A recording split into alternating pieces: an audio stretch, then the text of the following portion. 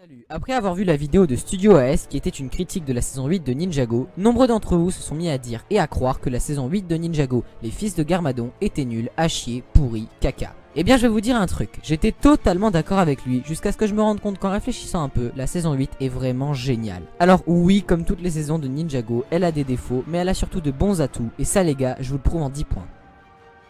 Numéro 1, Mistake est une génie. Dans sa vidéo, Studio S a affirmé que Mistake était pas très maligne, puisqu'au moment où les ninjas doivent sauver la ville, elle leur donne un moyen de se barrer alors qu'on a besoin d'eux. On est d'accord, c'est vraiment con. Mais si Mistake n'avait pas fait ça, les 4 ninjas ainsi que Maître Wu seraient tous morts comme des merdes écrasés par un gros bonhomme caillou. Donc je suis désolé, mais cette meuf a carrément sauvé l'intrigue ainsi que les 5 personnages de Ninjago qui sont probablement les plus cool.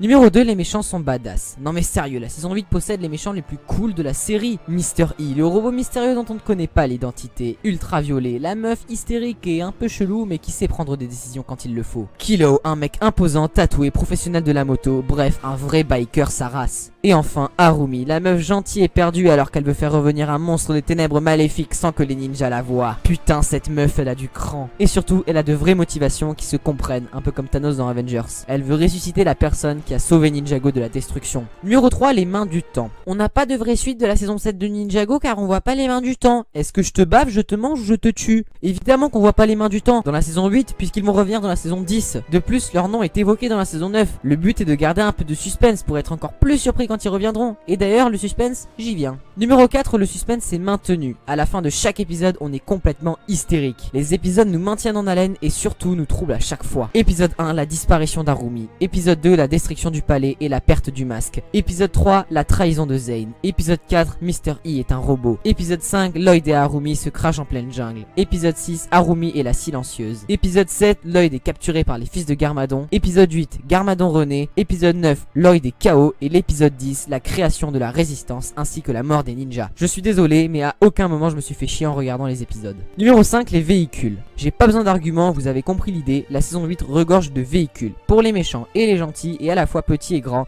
bref, il y en a pour tous les goûts. Numéro 6, les morts sont bien gérés. Dans la saison 8, personne ne meurt, c'est nul, mais tais-toi. Je préfère que personne ne meure et c'est mieux comme ça, car les personnages qui meurent pour revenir après, ça sert à rien. La mort de Zane, il revient. La mort de Nya a disparu, Moro meurt pour revenir après, et Peter bouffé et rechié par le grand dévoreur. Bref, vaut mieux pas de morts que des morts qui tiennent la route 2 secondes.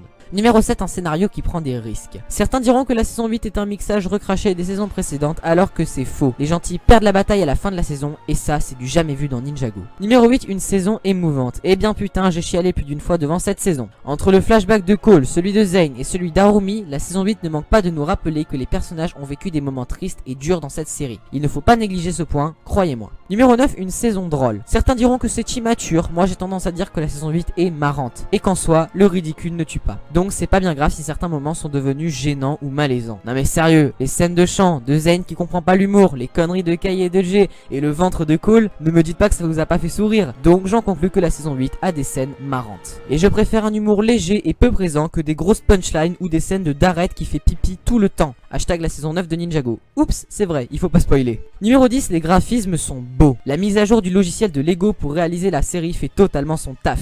Et pour tous les rageux qui disent que c'est faux, regardez-moi ces magnifiques plans de course dans Ninjago City de nuit, c'est trop beau.